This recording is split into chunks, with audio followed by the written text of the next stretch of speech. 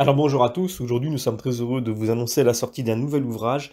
Il s'agit de l'ouvrage Contre Cels, écrit par Origène. Vous connaissez probablement Origène, qui est un théologien et père de l'Église du IIIe siècle, et ce traité, composé en grec, est un texte majeur de l'apologétique chrétienne, qui vise à réfuter un ouvrage du philosophe païen Cels, intitulé Discours véritable contre les chrétiens, et écrit en 178.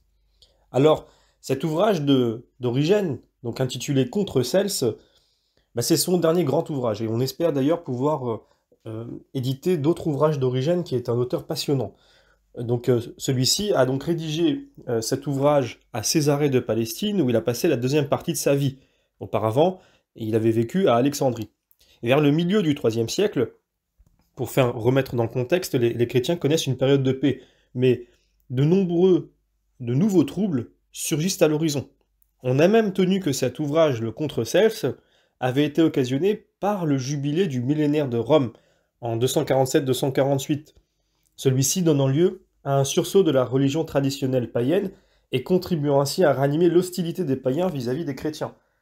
D'ailleurs, Origène répondait en fait aux vœux de son ami Ambroise, qui lui avait demandé de réfuter le discours véritable du philosophe Cels, disait Michel Fédoux dans son ouvrage Christianisme et religion païenne dans le Contre Cels d'Origène.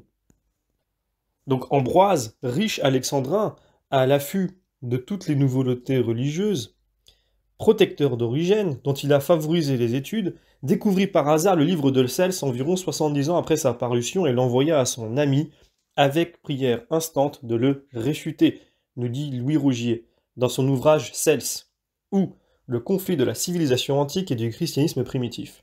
Alors, l'ouvrage répond à la première attaque construite et systématique d'un philosophe païen contre le christianisme, nous redit Fédoux. Il constitue le début d'une série d'apologies rédigées par des auteurs chrétiens en réaction contre les critiques antichrétiennes formulées notamment par le philosophe néo-platonicien Porphyre de Tyr. Donc c'est un philosophe du 3e, 4e siècle.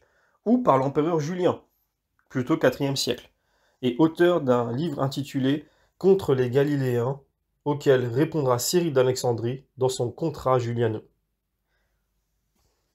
Donc voilà la présentation de cet ouvrage, dont vous retrouvez l'ensemble des livres, puisqu'il y a plusieurs livres qui composent cet écrit, donc les livres 1 à 8, et vous les retrouvez tous dans cet ouvrage. Donc c'est un ouvrage qui est très intéressant, puisqu'on rentre dans une pensée antique, et on regarde un petit peu comment se passe finalement cette réfutation, quel est le raisonnement, et on a une forme d'apologétique chrétienne qui est très intéressante. D'ailleurs, aujourd'hui, dans de nombreuses situations de notre époque dite moderne, on retrouve quelquefois des schémas qui peuvent fonctionner encore, puisque toutes les pseudo-nouveautés que notre époque moderniste souhaite nous présenter sont souvent en fait des recyclages d'idées ou de schémas de pensée passés qui ressurgissent d'une façon différente, avec une couverture ou un emballage différent, mais le produit intérieur est très ressemblant, voire le même. Donc c'est un ouvrage qui est très intéressant, et c'est un auteur qui lui-même est très intéressant, et encore une fois, nous espérons pouvoir éditer d'autres ouvrages le concernant. Voilà, donc j'en dis pas plus, je vous laisse découvrir ce livre, et vous pouvez donc vous le procurer à tout moment, directement via le lien qui se trouve en description. Nous vous remercions comme toujours pour vos messages, vos encouragements, vos mails.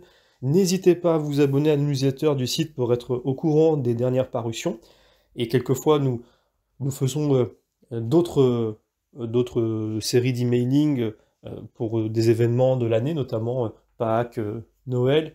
Alors nous faisons très peu de mails dans l'année, donc ne vous inquiétez pas, vous pouvez vous inscrire, vous ne serez pas submergé de mails.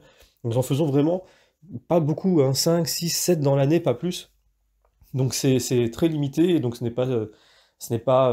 ne serez pas spammé, comme on dit.